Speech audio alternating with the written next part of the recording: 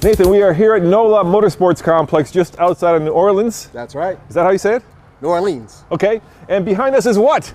Behind us is a racetrack which has the brand new Lexus RCF making laps. And guess who got to go out on the racetrack and take a hot lap or two? That was us, baby. And that is coming up next on the Fast Lane Car.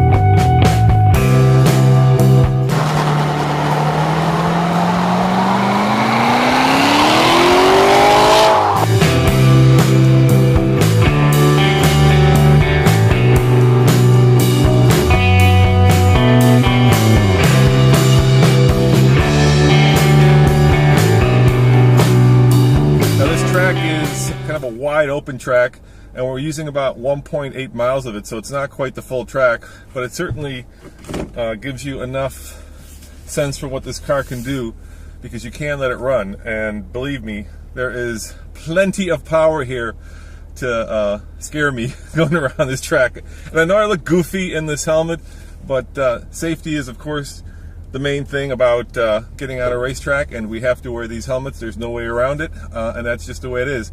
Now, the immediate sense that I get from getting in this car is that it's really cool. I mean, Lexus has taken up their game to the next level and kind of brought that level of BMW excitement to their cars. The Lexus RCF. F means frickin' fast and ferocious sounding. That kind of sounds stupid. Sorry, I have to wear a helmet, guys. I know you make fun of, well, I already have a big head. This is actually kind of tight on me. It's a large, it's not an extra large. But it's required for us to drive these cars. So, hey, at least I get to drive it, right? Will it be as good as a BMW? Well, let's find out. Are we good to go? Have at it. Thank you, appreciate it. All right, I'm gonna keep this in drive because trying to kind of say something intelligent about the car and drive a pretty fast racetrack and then use the paddle shifters is beyond my ability. Like I say, I am not a race car driver. I don't pretend to be one. I'm going to give you my kind of everyman take on this, but I've been lucky enough to drive a lot of the competing cars, which of course include the BMW M4. Here we go. Now that sound you're hearing, that is a little bit augmented. I do have it in track mode, and I do have the TVD on. The TVD is Lexus's torque vectoring rear differential, and in a very active way, using electric motors, it routes power to the wheel that gives you the best possible turn in. So in other words, when I'm making this right turn, the left outside wheel is getting power now, so that it brings the car around in a much more controlled manner, and boy, you can really feel that.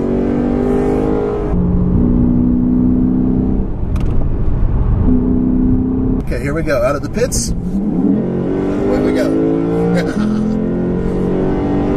Yes.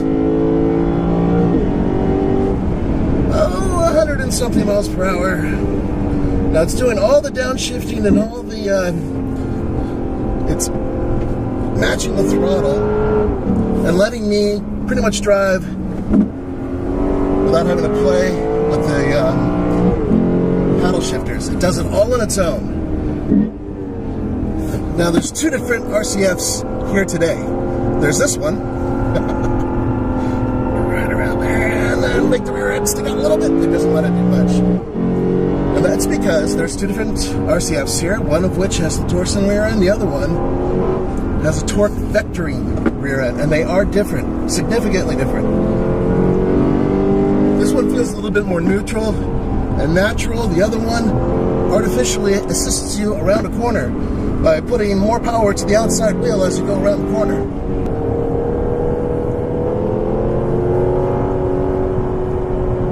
The sound you're hearing is augmented,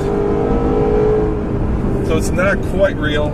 I wish it was, but all the manufacturers now have decided that it's better to have a car that on the road can be quiet and on the track can be loud, and the best way to do that is to use different techniques, basically, to change the engine note on the inside of the car. Brakes are fantastic. Nose is heavy. It's a heavy car.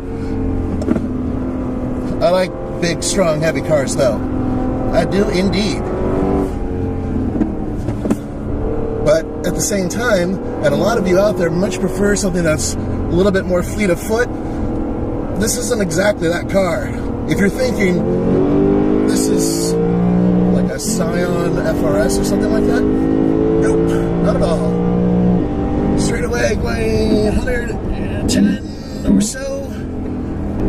Brakes feel really confident. Took this turn way too wide. Oh my, on the strips.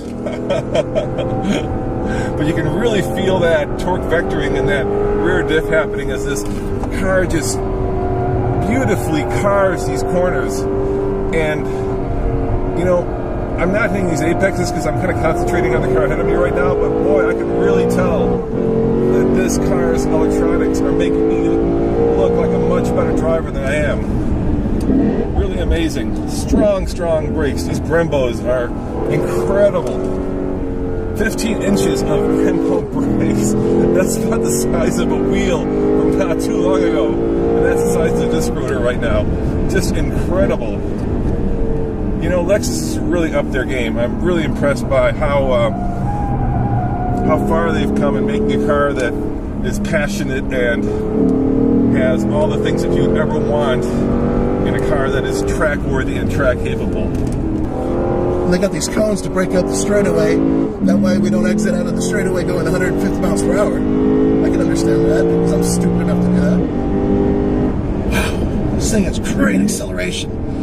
All the blipping, everything you're hearing is all done automatically, and it's been working flawlessly. Makes me sound like I know what I'm doing. Yes, I'll only say it once or twice.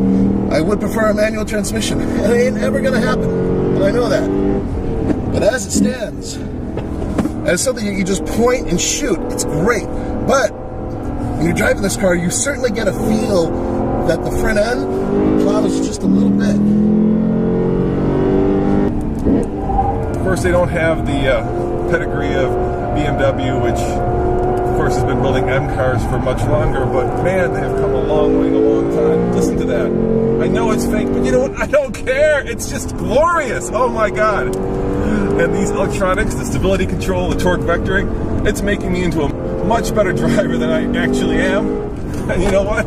At the end of the day, that puts this huge smile on my face. And you know, I want all the aids I can get, because I am not such a bare-chested gorilla like Nathan is, that he can just kind of take this car by the scruff of the neck and not be terrified of 450 plus horsepower and what that could potentially do on a wide open racetrack like this. So, you know what? This car really does live up to any expectation that you may have of a sport racetrack worthy race car. Around the S's, you can definitely feel the traction control holding me back a little tiny bit. It's partially because I'm driving poorly. But it feels good to really push it. It just feels like it's like an angry Hulk. I'm going to kill. And that's great because it's a Lexus. You would think, Lexus isn't really going to make a car like that, right? Oh, yes, they did. This is a lot better than the ISF. The ISF felt a little tippy. This feels more planted. Now, bear in mind, it does share a lot of components with the GS. In fact, the entire front end component is pretty much a GS. And then part of it is the the IS convertible, that's right. For more rigidity in this area, in the back, it's more IS. So it's kind of a mixed mash.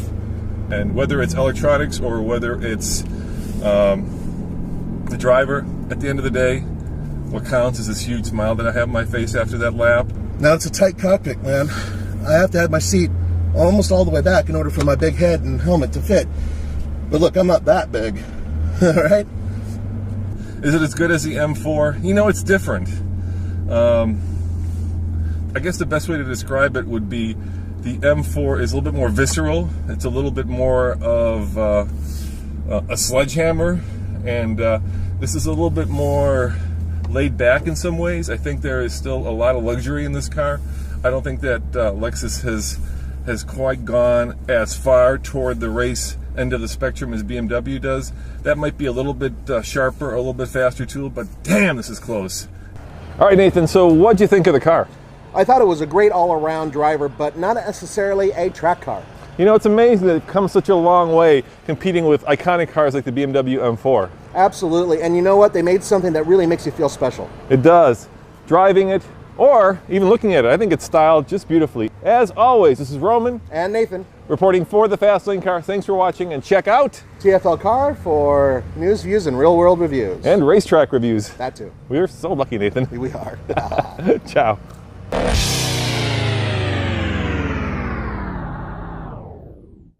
Folks, we had an opportunity to take the brand new Lexus RCF on the track, and it kicked ass. It's fast, it's a little heavy, but it's a great car on the track. But we've only driven on the road for like 50 feet to park it. So of course, coming up next, we want to see if this race-ready Lexus is also road-ready, and that is coming up on the Fast Lane Car.